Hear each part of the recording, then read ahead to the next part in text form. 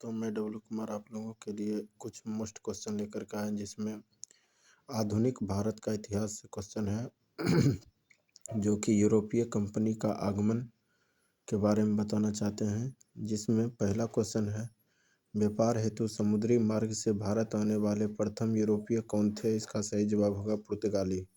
Question number दूसरा है, Europe से भारत आने के लिए समुद्री मार्ग की खोज किसके द्वारा की गई थी? इसका सही आंसर है वास्को डी गामा जो कि भारत में आगमन 17 मई 1498 को हुआ था। क्वेश्चन नंबर दूसरा है, कालीकट बंदरगाह के तट पर किसने वास्को डी गामा का स्वागत किया था? इसका सही आंसर होगा जमोरिन, स्थानीय शासक थे। अगला प्रश्न होगा, पुर्तगाली ने भारत में सर्वप्रथम अपनी व्यापारिक कोठी फैक्ट्री कहाँ स्थापित किया? इसका सही आंसर होगा कोचीन में। अगला प्रश्न है, पुर्तगाली उपनिवेशों का प्रथम वायसराय भारत में कौन नियुक्त हुआ था? इसका सही आंसर होगा फ्रांसिस्को द अल्मीडा, जो कि 1505 ईस्वी में हुआ था।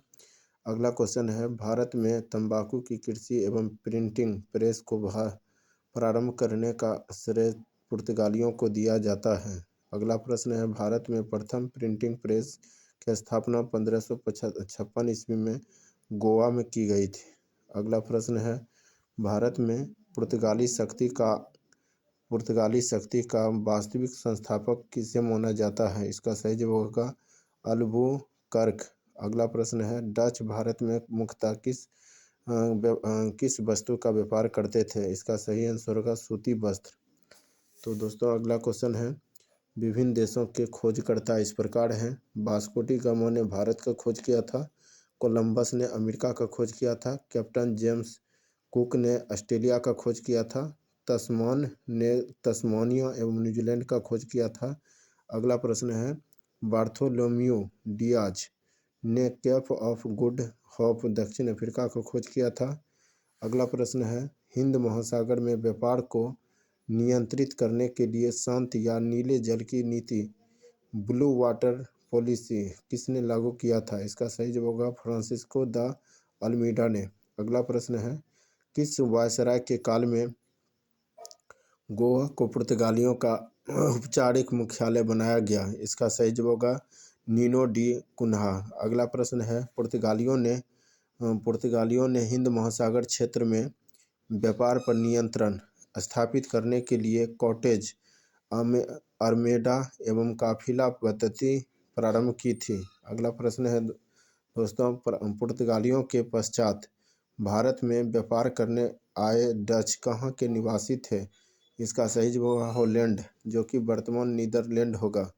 अगला प्रश्न है दोस्तों, भारत में विदेशी कंपनी का आगमन इस प्रकार है। जिसमें पहला क्वेश्चन है, पुर्तगाली ईस्ट इंडिया कंपनी इस्तादो द इंडिया पुर्तगाल थे इसका।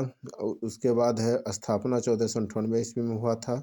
ये स्थापना जो हुआ था भारत में प्रथम फैक्ट्री के रूप में कोचीन में खोला गया था।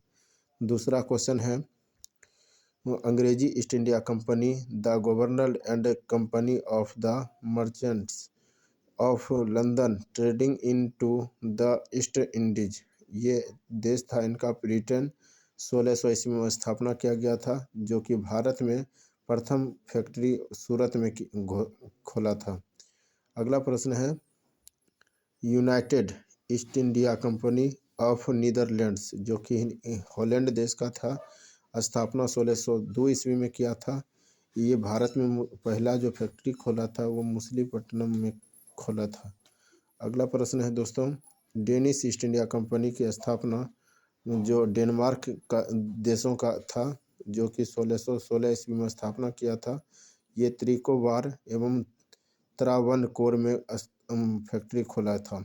अगला प्रश्न है दोस्तों, फ्रांसीसी ईस्ट इंडिया कंपनी की स्थापना फ्रांस का ही था, जो कि 1664 ईस्वी में इसका स्थापना हुआ था और ये भारत में पहली फैक्ट्री सूरत में खोला था।